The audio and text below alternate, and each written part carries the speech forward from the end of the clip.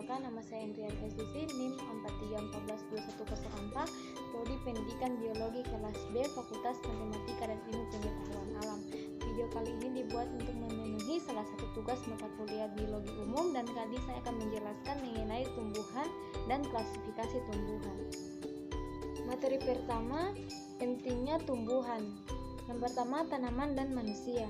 Tanaman sangat penting untuk kelangsungan hidup kita karena mereka menghasilkan hampir semua makanan kita. Kita memakan tumbuhan baik secara langsung berupa buah-buahan, sayur-sayuran, dan biji-bijian, atau secara tidak langsung dengan memakan hewan yang memakan tumbuhan.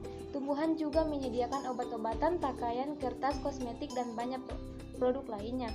Tumbuhan memainkan peran untuk dalam siklus air, oksigen, karbon dioksida, dan nutrisi mineral yang berkelanjutan. Ilmu yang mempelajari tentang tumbuhan yang disebut botani. Yang kedua, budidaya tanaman. Dari lebih dari 350 spesies tanaman, orang menggunakan setidaknya 10 spesies untuk memakan. Luar biasa, kurang dari 20 spesies tanaman menyediakan lebih dari 90% pasokan makanan. Kita budidayakan tanaman untuk makan mungkin dimulai sekitar 10 tahun yang lalu di Timur Tengah. Yang ketiga, tanaman makanan. Yang pertama sereal, yang kedua tanaman akar, yang ketiga buah-buahan, sayur-sayuran, dan kacang-kacangan. Yang keempat, rempah-rempah, herba, dan penyedap rasa. Penggunaan tanaman non-makanan. Yang pertama obat, yang kedua pakaian dan pewarna kain, yang ketiga bahan bakar, yang keempat kegunaan dari tumbuhan. Yang kelima, ekologi tanaman. Yang pertama interaksi hubungan atau hewan, yang kedua tanaman atau mikroba, yang ketiga interaksi tumbuhan atau hewan.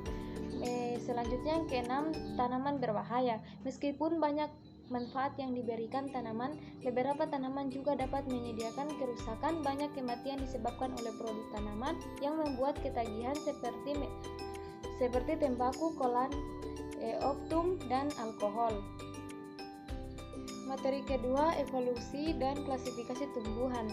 Yang pertama, adaptasi dengan tanah. Pertama, A. Mencegah kehilangan air. 2. Bereproduksi dengan sporar dan biji. Yang kedua, klasifikasi tanaman. Ke-12 film tumbuhan sebelumnya disebut divisi dapat dibagi menjadi 2 kelompok berdasarkan keberadaan jaringan pembuluh darah. Ketiga, film tumbuh tidak berpembuluh, tidak memiliki sistem vaskular sejati maupun akar, batang, atau daun sejati. Tanaman vaskular, tumbuhan berpembuluh mengandung jaringan pengantar kusuk, siwan, dan velum yang mengangkat air dan zat terlalut dari satu bagian tubuh ke bagian lainnya.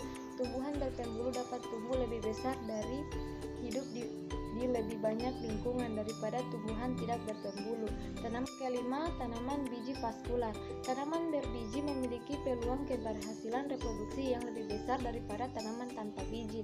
Yang evolusi angiosperma. Angiosperma pertama kali muncul dalam catatan fosil sekitar 135 juta tahun yang lalu. Sekitar 90 juta tahun yang lalu angiosperma mungkin mulai melebihi jumlah zoosperma. Beberapa faktor mungkin menyebabkan keberhasilan jenis tanaman baru.